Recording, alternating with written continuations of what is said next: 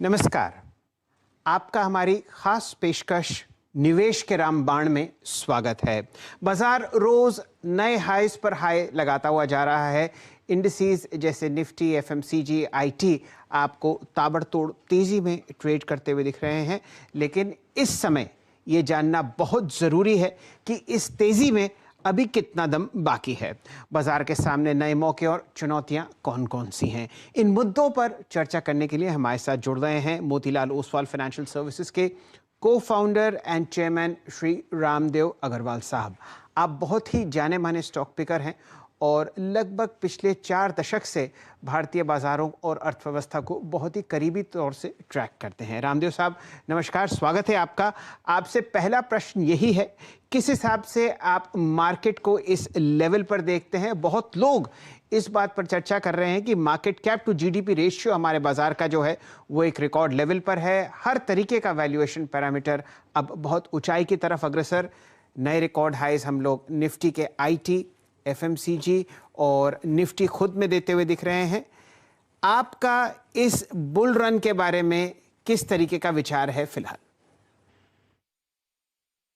अभी तो ऐसा लगता है कि ये मोमेंटम जो है ठीक। हमें एक तो देखिए प्रेडिक्ट करना बहुत मुश्किल है कि कब 5-10% का करेक्शन हो जाए या इवन 5-10% बढ़ भी जाए।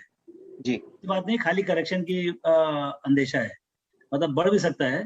तो ऐसा देखा है तो लिक्विडिटी जो बाजार के ड्राइवर्स हैं दे आर स्टिल इंटैक्ट। जैसे लिक्विडिटी है, कॉस्ट ऑफ लिक्विडिटी है, कोलैप्स ऑफ फिक्स्ड इनकम है, ऑनस्लॉट ऑफ रिटेल है, तो ये सब चीज जो है अभी भी इंटैक्ट है। अच्छा, कॉर्पोरेट अर्निंग्स इंडिया में रिकवरी के मोड में, पूरा इकोनॉमी ओपनिंग अप है स्लोली, एक के बाद स्टेट खुलते जा रहे हैं। तो आप देखिए जीएसटी कलेक्शन है, रेलवे फ्रेट है, सब एक जितने भी इंडिकेटर्स हैं they are all improving, flight numbers are improving. So माहौल बहुत सही है अभी। माहौल जो है वो रिकवरिंग इकोनॉमी का है। और जो जो कॉर्पोरेट जिनको बेनिफिट पर्टिकुलरली ओपनिंग अप में, जैसे पूरा फाइनेंस सेक्टर है, पूरा बैंकिंग सेक्टर है, तो बैंकिंग सेक्टर पूरा सफर किया because of credit cost, enhance credit cost के कारण। जी, तो जैसे जैसे इकोनॉमिक रिकवरी होगा तो उनका क्रेडिट कॉस्ट नीचे आएगा और उनका लोन टेक ऑफ भी होगा। सो ऐसे बहुत सारे सेक्टर्स हैं, सेगमेंट्स हैं जहां पर ओपनिंग अप के कारण से बहुत ज्यादा बेनिफिट होगा। तो ऐसा माहौल अच्छा है इकोनॉमी में and investors are also very enthusiastic. तो वो ऐसा देख के मुझको लगता है कि बाजार दोनों तरफ इवनली पॉइज्ड है। क्या बात है। 5% ऊपर भी जा सकता है और 5% नीचे भी जा सकता है, तो डरने की जरूरत नहीं है। सही सही माहौल है बाजार में। चलिए, तो आप यहाँ से बाजार में और भी मोमेंटम आते हुए देख सकते हैं। प्रोबेबिलिटी ये कहती है कि आप 50-50% पर खड़े हैं। रामदेव जी, हम लोगों ने पिछले 3-1 महीने में एक शानदार लिस्टिंग जोमेटो की होते हुए देखी और इंटरनेट स्पेस में आईआरसीटीसी और इंडिया मार्ट और नौकरी जैसे शेयर्स ने बहुत ही शानदार रिटर्न दिए इन्वेस्टर्स को। क्या यहाँ पर अभी भी निवेशक पैसा डाल सकते हैं? और आप बहुत ही जाने माने वैल्यूएशन एक्सपर्ट हैं, कौन से ऐसे पायदान, नई सोच हमें लानी चाहिए अपने वैल्यूएशन मैट्रिक्स में ताकि हम इन कंपनीज को ठीक ठाक तरीके से ट्रैक कर पाएं? देखिए, जो इंटरनेट कंपनीज हैं, जो डिजिटल कंपनीज आ रही हैं, ये अलग, इनका बिजनेस मॉडल बहुत अलग है, इनका पोटेंशियल बहुत अलग है। तो हम यदि उसको पुराने पुराने ढंग से उसको वैल्यूएशन करेंगे तो एक तो गलती होगी और दूसरा जो है कि ये अलग ही, मतलब मैं क्या बोलूं आपको, अलग ही जानवर है, समझ लीजिए आप, दे आर डिफरेंट एनिमल्स। तो उनका वैल्यूएशन भी थोड़ा अलग ढंग से होगा। ठीक है, बिजनेस एंटिटी, पहले उनको पैसे कमाने का है। शेयर बाजार का काम है कौन कितना कमा सकता है उसका प्रेजेंट वैल्यू निकालने का, चाहे वो डिजिटल कंपनी हो चाहे फिजिकल कंपनी हो। लेकिन जो डिजिटल कंपनी के पोटेंशियल्स हैं, चाहे वो भारतीय कंपनी हो, मतलब जिनका जिनका जिनका एड्रेस जो है भारत के लिए हो, देश के लिए हो और इंटरनेशनल हो। डिजिटल का एक मजा क्या है, companies companies can be very global. मतलब आपको पूरा जो 7 बिलियन पॉपुलेशन है, $90 ट्रिलियन ग्लोबल इकोनॉमी है, आप उसमें आप खेल सकते हो।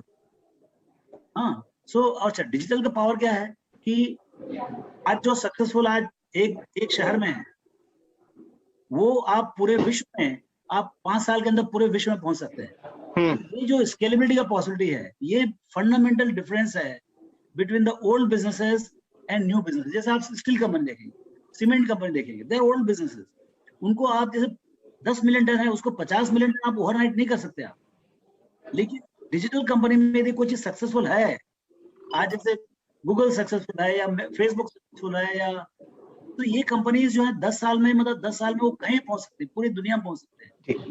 तो वो उस टाइप की कुछ कंपनी है क्या जिनका पावर है, चाहे वो सॉफ्टवेयर में हो, चाहे कोई डिजिटल बिजनेस में हो, जिसके कारण से वो कंपनी वैसे स्केल हो सकते हैं। एंड ऐसी कंपनी इंडिया में बनेंगी, जैसे आज अमेरिका में हुआ, चाइना में हुआ, अब इंडिया में उसकी शुरुआत है। पहले नेशनल कंपनी आएंगी, फिर इंटरनेशनल कंपनी आएंगी, और हो सकता है कुछ कंपनी शुरू से ही इंटरनेशनल में हो, तो इनके वैल्यूएशंस अलग होंगे, क्योंकि ये बहुत एसेट लाइट होते हैं। इनका जितना ग्रोथ होता है वो सब प्रॉफिट एंड लॉस से होता है, बैलेंस शीट से नहीं होता है। तो आपको समझने के लिए एक उनका जो वैल्यूएशन का ट्रिक होगा वो अलग होगा, और वो भी हम लोग भी अभी सीख रहे हैं, क्योंकि हम पुराने टाइप के लोग हैं। हमको भी वही चाहिए कि भाई 15 का ईपीएस, 10 का ईपीएस है तो 150 का भाव होना चाहिए, 200 का भाव होना चाहिए, 250 का होना चाहिए, 300 में तो खत्म, मतलब मामला ही खत्म हो जाएगा। लेकिन ये कंपनीज अलग हैं, अब इसको कैसे वैल्यू करें वो भी हमको सीखना पड़ेगा, कंपनीज भी सीखना पड़ेगा और उसका वैल्यूएशन भी सीखना पड़ेगा। तो रामदेव जी, मेरे ख्याल से आपने एक बहुत ही अहम बात करी कि इतने लंबे करियर के बाद भी 4 दशक आपको बाज़ार में जुड़े हुए हो गए, कि अभी भी हम लोग बाज़ार से सीखें और नए नए वैल्यूएशन मैट्रिक्स पर अगर अपनी पकड़ मजबूत करेंगे तो अच्छा मुनाफा कमाएंगे। आपने रामदेव जी बहुत अच्छी तरीके से इंटरनेट जो आया था शुरुआती सत्र में .com के दौरान, तो हमारी आईटी कंपनीज ने बहुत बढ़िया काम किया था। तब इन्फोसिस, विप्रो, एचसीएल टेक सब लिस्टेड थे, टीसीएस की लिस्टिंग बाद में हुई। क्या यहाँ पर आपको वैल्यूएशंस में दिक्कत दिखती है? ये सब रिकॉर्ड हाइस पर ट्रैक करती हुई दिखती हैं, और मिड कैप आईटी में तो कमाल की चहक है। इनके वैल्यूएशंस पर थोड़ी टिप्पणी कीजिए। मेरा यही कहना था, उससे भी ज्यादा पावरफुल है ये, ख्याल रखिए आप। देखिए क्या है कि जो इंडियन टेक, जो हम जो Infosys, TCS, Wipro, HCL tech की बात करते हैं, जो 95, 96 में चालू हुए, और जो अपॉर्चुनिटी था उस समय जब 95 से 2000 जो हुआ, उसमें देखिए it was time constraint opportunity. आपको जो डिफिकल्टी थी Y2K की, वो आपको 3 साल के अंदर सॉल्व करनी थी, दुनिया का प्रॉब्लम। तो उसके कारण से क्या है, यहाँ पर आपको सस्ते में जो इंजीनियर्स मिले, दुनिया खोज के निकाली, और सब कंपनी ने बहुत पैसे कमाए। बट वो opportunity to start with, it was only for 3-4 years, and बाजार में उसका बड़ा तूफान हुआ।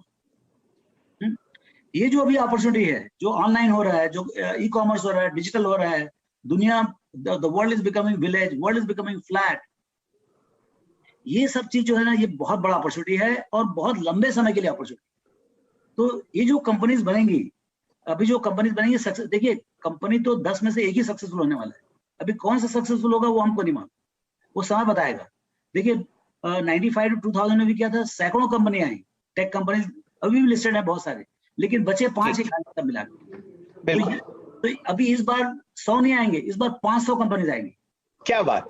हाँ, और बचेंगे सिर्फ वही 10-15 बड़ी कंपनियां, उनके। अच्छा, खास बात क्या है, देखिए वो जो 95 to 2000 हुआ टेक का, उसमें सब कंपनी का बिजनेस मॉडल मोरलेस सेम था। इंडियन कॉस्ट, अमेरिकन वैल्यू, $5 में इंडिया में बनाने का सॉफ्टवेयर और $25 में बेचने का, ये मॉडल था उसका। लेकिन सब कंपनी यही था, सेम कस्टमर थे, सेम कॉस्ट स्ट्रक्चर था। यहाँ डिजिटल में सब चीज अलग है। कोई एजुकेशन में कर रहा है, कोई फूड में कर रहा है, कोई मेडिकल में कर रहा है, कोई कहीं मतलब बहुत अलग टाइप का चीज, कोई फाइनेंस में कर, फिनटेक, मतलब आप दुनिया का फिनटेक कर सकते हो। तो क्या है कि ये बहुत बड़ा अपॉर्चुनिटी है, और ये बहुत लंबे समय का अपॉर्चुनिटी है, एंड इसके लिए जीतने के लिए बहुत ज्यादा कॉम्पिटेंसेस चाहिए। तो अभी तो क्या है, कॉम्प्लेक्स सिचुएशन है, तो उसमें क्या है, देखिए जीत बहुत बड़ी होने वाली है। तो हर आदमी शेयर बाजार में, देखिए कंपनी तो जीतेगी 10 साल में, लेकिन शेयर बाजार में उसकी जीत और हार 2 साल में होने वाली। रामदेव साहब, 10 साल का अगर आप बिजनेस प्लान देखें और बढ़िया मूव अगर आपको वहाँ पर टॉप लाइन और प्रॉफिटेबिलिटी में आता हुआ दिखे तो बाजार रिटर्न 2 साल में ही देता हुआ दिखता है। ज़रा आईटी की चर्चा को और बढ़ाते हैं। रामदेव जी, ज़रा टिप्पणी कीजिए मिड कैप आईटी की वैल्यूएशंस पर। कई हम लोगों ने स्टॉक्स देखे जैसा कि माइंडट्री और कोफोर्ज, जिन्होंने बहुत शानदार रिटर्न आपको दिया है पिछले 6 महीने 1 साल में। किस तरीके से आप कॉन्फिडेंट हैं इस आईटी बूम के फिलहाल यहाँ से? हाँ जी, देखिए क्या ये जो अपॉर्चुनिटी खुला है, सिंस ये जो जो ट्रेडिशनल आईटी है, इंडियन आईटी है, वो सर्विसेज कंपनी है जी। They are not, I would say strictly digital companies, they are actually digital enablers. मतलब आपको डिजिटल कंपनी बनानी है तो उसका जो सर्विसेज जो होगा, सामने जो प्रोग्रामिंग होगा, वो ये कंपनी करके देंगी। तो इनका काम जो है काफी हेड काउंट ड्रिवन है। हाँ, so the world wants to go digital overnight, लेकिन उतना कैपेसिटी इन कंपनीज के पास है नहीं। तो ये मतलब देखिए, जो last year record order booking हुआ, इस क्वार्टर में रिकॉर्ड ऑर्डर बुकिंग हुआ, तो continuously quarter after quarter order booking बढ़ते जाएगा और उसका एग्जीक्यूशन भी with a lag of 2-3 quarters will also start happening. तो हमको ये क्या, we are uncharted territory in terms of growth. See, company अच्छा है, कंपनी का लॉन्जिविटी अच्छा है, ये सबको मालूम है। आज का वैल्यूएशन क्या है ये भी मालूम है, लेकिन ये नहीं मालूम कि जो कंपनी आज $1 बिलियन की है टर्नओवर और 200 मिलियन डॉलर की प्रॉफिट है, वो 5 साल के बाद 2 बिलियन की होगी या 3 बिलियन की होगी। ये चीज आपको जिस तरह से आगे बढ़ते आए गाड़ी, ऐसे समझना है। जी, रामदेव जी, अगर हम इस एग्जिस्टिंग रैली को देखें तो यहाँ पर बहुत सारा कंसंट्रेशन जो है वो न्यू इकोनॉमी स्टॉक्स पर है। इंटरनेट शेयर्स चलते हुए दिख रहे हैं, आईटी वैल्यूएशन ठीक ठाक हैं और यहाँ पर आप बहुत शानदार मोमेंटम देख रहे हैं। लेकिन उनका क्या, जैसे ऑटो और मेटल इंडस्ट्रीज, यहाँ पर आप किस तरीके का मूव आते हुए देखते हैं आगे आने वाले कुछ सालों में? अभी देखिए, हम लोग क्या डाइवर्सिफाइड पोर्टफोलियो लेते हैं तो कोई भी सेक्टर एकदम जीरो नहीं होता है ना। तो ऑटोमोबाइल भी है, उसमें भी अंडर परफॉर्मेंस चल रहा है, क्योंकि अब ये सेमीकंडक्टर नया प्रॉब्लम आ गया है। हम लोग सोच रहे थे भाई ये ओपनिंग अप में सबसे ज्यादा हमने क्या बोला था कि भाई जो देखिए डेफर्ड कंजम्पशन है। आपको यदि कार खरीदनी है, आपने मान लो पिछले 12 महीने में नहीं खरीदी बिकॉज ऑफ कोविड और समथिंग, तो वो तो आपको आगे पीछे खरीदना ही है। तो हमने सोचा था कि जैसे ही कोविड खत्म होगा तो सबसे पहले पूरे दुनिया लाइन लगाएगी कार खरीदने के लिए, लेकिन कार का प्रोडक्शन ही नहीं सकता क्योंकि सेमीकंडक्टर का प्रॉब्लम है। तो उसी कारण से क्या है, ये जो रिकवरी है वो थोड़ा डिले हो गई। तो मुझे लगता है कि अब ये सेमीकंडक्टर प्रॉब्लम 2 महीने का है या 3 महीने का मुझे नहीं मालूम, लेकिन जब तक ये प्रॉब्लम सॉल्व नहीं होता है, सिर्फ बाजार में क्या है, अपॉर्चुनिटी है, बिकेंगे, कार्स बिकेंगे, लेकिन जब तक प्रॉब्लम सॉल्व नहीं होगा 2-3 महीने तक, तब तक मेरे ख्याल से स्टॉक्स भी सबड्यूड रहेंगे। और जैसे जैसे सेमीकंडक्टर की प्रॉब्लम सॉल्व होगा वैसे वैसे प्रोडक्शन पिकअप होगा और डिमांड तो है ही अच्छा। तो मेरे ख्याल से काफी रिकवरी आएंगे ये ऑटोमोबाइल स्टॉक में। रामदेव जी, एक अलग यहाँ पर सेक्टर ऐड करते हैं। हम लोगों ने अगस्त के महीने के आंकड़े देखे लाइफ इंश्योरेंस कंपनीज के, और प्राइवेट इंश्योरर्स ने शानदार रिटर्न आपको आते हुए दिखाए हैं पिछले 1-8 साल में। बहुत सारे काउंटर्स रिकॉर्ड हाइज पर चलते हुए दिख रहे हैं। कोविड के दौरान हम लोग देख ही रहे हैं कि किस तरीके से हेल्थ इंश्योरेंस और टर्म इंश्योरेंस के प्राइसेस और प्रीमियम्स दोनों बढ़े हैं। क्या यहाँ पर एक मल्टी ईयर बुल रन आपको आता हुआ दिखता है? देखिए, इंश्योरेंस में clearly we have a multi decade what you call bull run per se, not because there is a covid के कारण से आपका जो देखिए वो बेचते क्या है, फियर बेचते हो, है ना। तो अभी तो क्या डर इतना बढ़ गया है ना लोगों को, एंड कॉन्शियसनेस इतना बढ़ गया है। वैसे जिनके पास नहीं थी पॉलिसी या जो सोच रहे थे कि करना है, वो सब के सब ये 12-15 महीने में 18 महीने में ये सब करेंगे, तो आपको बहुत बड़ा पंप मिलेगा अगले 4-6 क्वार्टर। तो समझ लीजिए आपको बहुत, लास्ट क्वार्टर में उतना अच्छा काम नहीं हुआ था, अगले 4-6 क्वार्टर में बहुत जोर से काम होगा। तो इसमें अभी इमीडिएट तो ग्रोथ है और आगे भी बहुत लंबा ग्रोथ होगा, बिकॉज इंश्योरेंस जो है वो प्रॉस्पेरिटी से कनेक्टेड है। तो जैसे जैसे आपका पर कैपिटा बढ़ेगा, ऐसे ऐसे आपका इंश्योरेंस प्रोडक्ट में सोफिस्टिकेशन आएगा और काफी ग्रोथ आएगा। दूसरा ये कि आपका जो पीएसयू का जो शेयर है, चाहे जनरल इंश्योरेंस हो चाहे लाइफ इंश्योरेंस हो, तो उनका शेयर कम होते आएगा और प्राइवेट सेक्टर का ग्रोथ बढ़ते आएगा। जैसे बैंक्स में हुआ ऐसा यहाँ भी होगा। तो एक तो आपका ग्रोथ है 15-17% इंडस्ट्री लेवल पे। आपका जो प्राइवेट सेक्टर जो लिस्टेड है उसका इंडस्ट्री ग्रोथ है 20-22%, और उसमें जो अच्छी कंपनी है वो और 1-2% से आगे बढ़ाएगी। तो ये बहुत लिथल कॉम्बिनेशन है इन terms of long term and high quality, cyclical नहीं, एसेट लाइट है। तो ये बहुत अच्छा पोर्टफोलियो कैंडिडेट है, आपके पोर्टफोलियो में होना ही चाहिए। रामदेव जी, ये बहुत ही सटीक जवाब था। फिलहाल समय एक छोटी सी ब्रेक का। ब्रेक के बाद आप जुड़िए हम सबके साथ और जानिए किस हिसाब से आप इस चढ़ते हुए बाजार में बढ़िया सेक्टर्स और उनसे बढ़िया स्टॉक्स में निवेश कर सकते हैं लंबी अवधि के लिए। चर्चा हो रही है श्री रामदेव अग्रवाल साहब से। आप मोतीलाल ओसवाल फाइनेंशियल सर्विसेज के को फाउंडर और चेयरमैन हैं।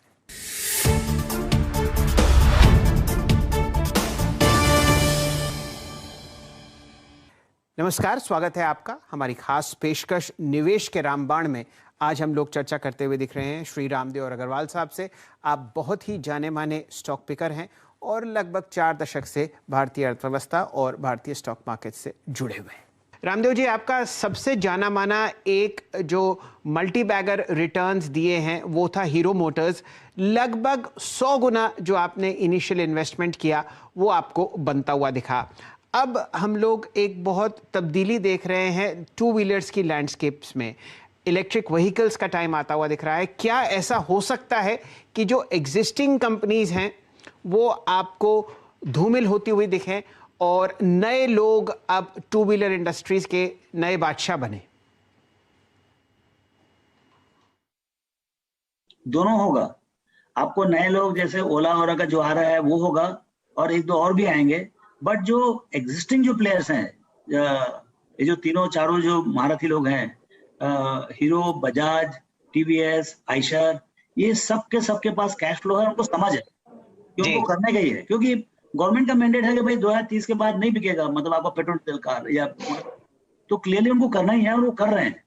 सवाल ये है कि जो नए कैंडिडेट हैं जैसे ओला हो रहे हैं, जो वो इनका पूरा का पूरा मार्केट शेयर ले जाएंगे और ये चुप बैठ रहेंगे। मेरे को नहीं लगता ऐसा। सबका अगले 12 महीने के अंदर सबके प्रोडक्ट्स आएंगे। एंड उनके पास क्या है कि उनके पास एग्जिस्टिंग कैश फ्लो है 3-3, 4-4, 5-5 हजार करोड़ का, और वो तो कैश फ्लो चालू है। तो उसके चलते आपको इलेक्ट्रिक में वो 100, 200, 300 करोड़ का लॉस करेंगे और सब लोग लॉन्च करेंगे। तो मुझे लगता है कि ये इंडस्ट्री जो है, हालांकि बहुत बड़ा ट्रांजिशन है फ्रॉम आईसी टू इलेक्ट्रिक, लेकिन ज्यादातर एग्जिस्टिंग प्लेयर ही करेंगे उसको। चलिए, एग्जिस्टिंग प्लेयर्स में ही आपको फिलहाल विश्वास है। और रामदेव जी, आपकी बात बाजार सुनता हुआ आइशर मोटर्स आपको दिन के उच्चतम लेवल पर ट्रेड करता हुआ दिखेगा। रामदेव जी, हर चीज़ का अगर आप देखिए बढ़िया त्रिवेणी संगम बनता हुआ दिख रहा है। फंडामेंटल्स बढ़िया हैं, ग्रोथ प्रोस्पेक्ट्स बहुत अच्छी तरीके से अर्निंग्स में बढ़ते हुए दिखेंगे और बाजार में हर तरफ से पैसा आता हुआ।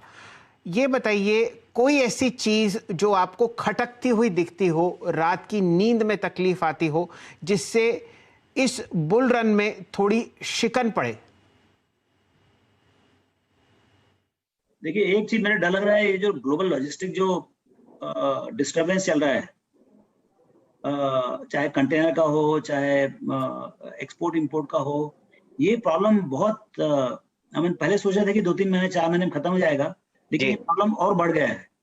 तो इससे कुछ कंपनीज को फायदा भी हो रहा है, लेकिन ज्यादातर इससे इन्फ्लेशनरी प्रेशर पूरे विश्वव्यापी हो सकता है। तो वो एक तरीके से जो अभी जो लो कॉस्ट ऑफ मनी है, जो सेंट्रल बैंकर के हाथ जो है मतलब खुले हुए हैं, वो उनको शायद जल्दी ना खींचना पड़े, क्योंकि ये प्रॉब्लम बहुत सीरियस है। एंड आई विश कि अगले 4-6 महीने में खत्म हो जाए, आपसे आप ठीक सुधर जाए। लेकिन ये प्रॉब्लम काफी पेचीदा होते जा रहा है और ये मेरा नया रिस्क नजर आ रहा है कि ऐसा कुछ प्रॉब्लम हो सकता है इसके कारण से टू द मार्केट। ऐसा जी, मतलब एक ऐसा लग रहा है। बाकी देखिए, बाजार में 5-10%, 15% इतने बढ़े हुए मार्केट में, देखिए पिछले 12 महीने में, 15 महीने में 100% से ऊपर मार्केट बढ़ गया है जी। अब इसमें आपको 15-20% का करेक्शन के लिए आपको हमेशा तैयार रहना चाहिए, लेकिन शेयर में बेचना चाहिए। मैं इससे बोल रहा हूँ मेंटली पोटेंशियल लॉस के लिए तैयार रहना चाहिए। देखिए एक लॉस होता है परमानेंट लॉस, मैं इन्वेस्टर की बात कर रहा हूँ। तो इन्वेस्टर का जो ये होता है, क्या नाम है, लॉस होता है और कोटेशनल लॉस होता है। एक जो है आपने परमानेंट लॉस बुक कर लिया, वो एक अलग चीज होती है। लेकिन आपका 50-100 हो गया और 100 का 90 हुआ, इसका मतलब नहीं आपको लॉस हो गया। आपका एक टेम्पररी कोटेशनल लॉस है, 100 का 90 हुआ है, अभी 90 वाला 180 होने वाला है, लेकिन वो उसके लिए पेशेंस आपको दोनों देखना पड़ेगा। आपको 100 का 90 होते देखना पड़ेगा और 90 से 180 भी होगा, लेकिन आप 90 से 180 तभी तक नहीं जा सकते जब तक आप 100 से 90 देखने के लिए तैयार ना हो। चलिए रामदेव जी, समय का थोड़ा अभाव है, लेकिन एक प्रश्न बहुत ही ज़रूरी है। हम लोगों ने पिछले 18 महीने में 2 साल में करोड़ों नए मिलेनियल्स को बाज़ार में अपने साथ जुड़ते हुए देखा। आप पिछले 4 दशक से बाज़ार में जुड़े हुए हैं, 25 साल मुझे भी हो गए, लेकिन राय आप ही से लेते हैं। कौन से 3 ऐसे रामबाण आप सजेस्ट करेंगे कि हमारे नए निवेशक, ट्रेडर्स और इन्वेस्टर्स फॉलो करें ताकि उनका अबव एवरेज रिटर्न आता हुआ दिखे? देखिए एक सबसे बड़ी बात क्या है कि जो मासेस होती हैं, I am not talking about exceptionals, but masses होती हैं, ये लोग मार्केट रिटर्न भी नहीं कमाते। जो 15%, देखिए आप बैंक में जाएंगे तो कितना मिलेगा, 5-6% मिलेगा, बहुत में बहुत। लेकिन आपको 15% बाजार दे रही है, वो तो आप कमा लें। तो वो कैसे कमाए, उसके लिए बहुत बहुत सीधा तरीका, आपको ज्यादा दिमाग लगाने का काम नहीं है। आप जो है म्यूचुअल फंड्स खरीदें, वेल मैनेज म्यूचुअल फंड खरीदें, और यदि मान लो आपको नहीं मालूम कौन सा अच्छा म्यूचुअल फंड है तो एटलीस्ट ईटीएफ खरीदें, आप इंडेक्स ईटीएफ खरीदें, ताकि आपको बहुत कम पैसे में, 5-10 पैसे में आपको से सेंसेक्स का निफ्टी का ईटीएफ मिल जाएगा, और वो आपको पूरा बाजार का रिटर्न दे देगा यहाँ से वहां तक। तो वो एक सबसे बड़ा तरीका है कि भाई आप सबसे पहले बाजार में आप घुसें पहले। अच्छा, दूसरा ये है, आप ये समझिए कि आप इन्वेस्टर हैं कि स्पेक्युलेटर है। देखिए कोई चीज खराब नहीं है, लेकिन स्पेक्युलेशन में जीतना बहुत मुश्किल है और इन्वेस्टमेंट में हारना बहुत मुश्किल है। एक ख्याल रखिए आप। क्या बात, आप मेरी बात सुन के रखिए, मैं बोलता हूँ आपको स्पेक्युलेशन में जीतना मुश्किल है और इन्वेस्टमेंट इंडिया में, इंडियन इक्विटी मार्केट्स में हारना मुश्किल है। तो आप समझिए आपको क्या करना है। चलिए, सबसे बढ़िया लाइन आपको इस इंटरव्यू की आती हुई दिख रही है रामदेव जी की तरफ से कि पहले आप डिसाइड कीजिए कि आप स्पेक्युलेटर हैं या इन्वेस्टर हैं। स्पेक्युलेशन में जीतना बहुत मुश्किल है और इन्वेस्टिंग में हारना बहुत मुश्किल है। ये लाइन रामदेव जी मैं अपनी डायरी में ज़रूर लिखूंगा, और हमेशा की तरह जब भी आपसे बात होती है लगता है कि समय का अभाव है, चाहे वो आधा घंटा हो, 22 मिनट हो, चाहे 2 घंटे हों। आपने अपना इतना कीमती समय इतने मौके पर निकाला, उसका आपके लिए बहुत बहुत धन्यवाद और आभार।